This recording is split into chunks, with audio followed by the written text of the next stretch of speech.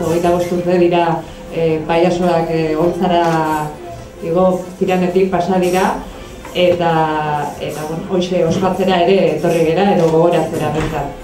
Eta, protagonista beraie dira noski, baina, liburu honen gidaria eta egilea Amagoia Mujika da, kazetaria, eta, liburua argazkiz hornitu duena Jon Urbek. Etorri zitzaizkidanean esanaz, 25 urte beteko ditugu, eta zerbait egin nahi dugu, baina ez dugu egin nahi kontaketa kronologiko bat.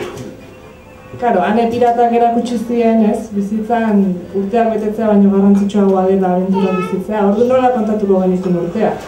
Kontatu behar genitun abenturak. Bidean, izugarrizko suertea izan dute, zuek bezalako jendea topatu dute, eta ikasi dute denetatik, eta denen artean onena ez. Eta orduan, liburu honek horiek jasotzen ditu, ikasketa horiek, paiasen lagunen koloreak, beraiek bere egin dituzten koloreak, eta orain denei oparitzen nahi dian kolore hori. Orduan, pentsatzen dut liburu hau irakurtzen dunak, hori den ikasteko privilegio izango dula, eta bidaia zoragarria izan dela.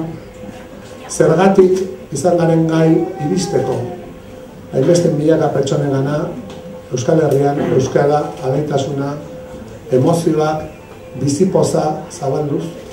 Horren sekretu hemen dago. Eskata hori irakurrita, eta zuen zeate sekretu horren jabe, zuen zeate sekretu hori.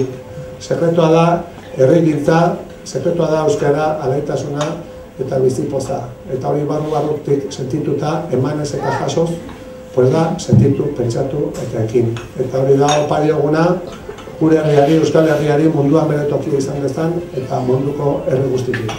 Eskerrik asko.